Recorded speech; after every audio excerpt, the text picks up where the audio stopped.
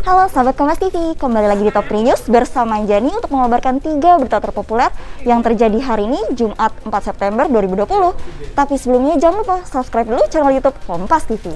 Berita pertama, Satpol PP DKI Jakarta menghentikan penerapan sanksi masuk ke peti mati untuk para pelanggar PSBB akibat menuai banyaknya pro kontra.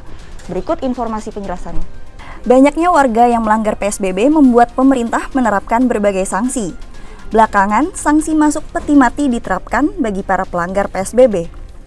Setelah dievaluasi, Kepala Satpol PP DKI Jakarta Arifin memastikan sanksi semacam itu telah dihentikan.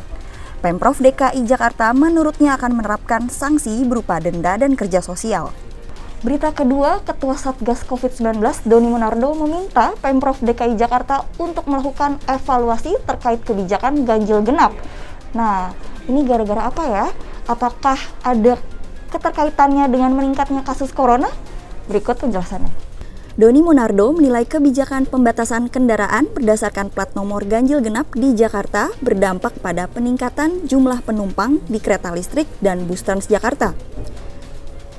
Doni pun meminta ke pemerintah DKI Provinsi Jakarta untuk melakukan evaluasi sehingga upaya untuk mengurangi kerumunan bisa terlaksana.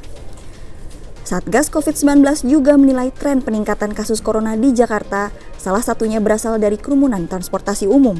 Satu hal yang kami bicarakan dengan pemerintah DKI adalah sejak diberlakukan aturan ganjil genap, mengalami peningkatan jumlah penumpang umum. Untuk di kereta api sebesar 3,5%, lantas untuk di Transjakarta antara 6-12%. Nah, kalau yang di kereta api rata-rata penumpang per hari itu 400.000 sekian, peningkatan 3,5% itu juga sebenarnya cukup tinggi, sehingga tingkat upaya untuk mengurangi jaga jarak akan semakin sulit dilakukan.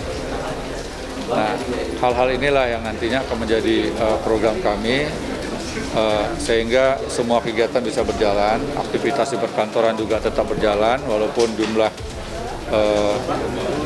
karyawan atau mungkin petugas yang bekerja itu harus betul-betul disiplin, tidak boleh lebih dari 50%. Menanggapi hal tersebut, Wakil Gubernur DKI Jakarta Ahmad Riza Patria angkat bicara.